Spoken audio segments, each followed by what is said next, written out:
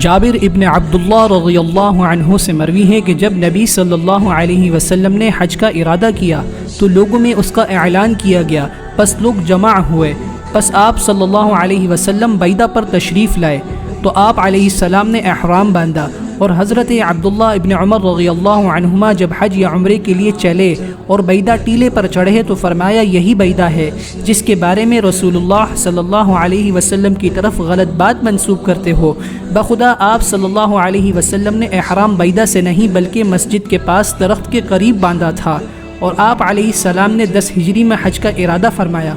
تو اعلان کیا گیا کہ آپ علیہ السلام اس سال حج فرمائیں گے، پس جو مکہ میں پہنچ سکتا ہے ضرور پہنچے۔ چنانچہ 1 لاکھ سے زیادہ صحابہ حج میں شریک ہوئے۔ آپ صلی اللہ علیہ وسلم 25 ذوالقعدہ کو ظہر کی نماز کے بعد مدینہ منورہ سے روانہ ہوئے اور ذوالحلیفہ میں رک گئے۔ یہ اہل مدینہ کی میقات ہے اور مدینہ سے تقریباً 5-6 میل کے فاصلے پر ہے۔ وہاں آپ صلی اللہ علیہ وسلم نے عصر تا فجر 4 نمازیں ادا کی۔ اس قیام کا مقصد یہ تھا کہ سب رفقا جمع ہو جائیں اور آگے سفر ساتھ ہو، اور اگلے دن طلوع الشمس کے بعد آپ علیہ السلام نے ذوالحلیفہ میں ایک درخت کے قریب احرام دوگانہ ادا کیا اور تلبیہ پڑھ کر احرام شروع کیا۔ نوٹ: اس کا علم صرف انہی لوگوں کو ہوا جو وہاں موجود تھے۔ پھر جب اونٹنی آپ علیہ السلام کو لے کر کھڑی ہوئی تو آپ علیہ السلام نے پھر تلبیہ پڑھا، بس کچھ لوگوں کو غلط فہمی ہوئی کہ آپ نے اب احرام شروع کیا ہے، بس انہوں نے اس کو روایت کیا۔ پھر جب اونٹنی آپ کو لے کر بیدہ نامی ٹیلے پر چڑھی تو آپ نے تلبیہ پڑھا،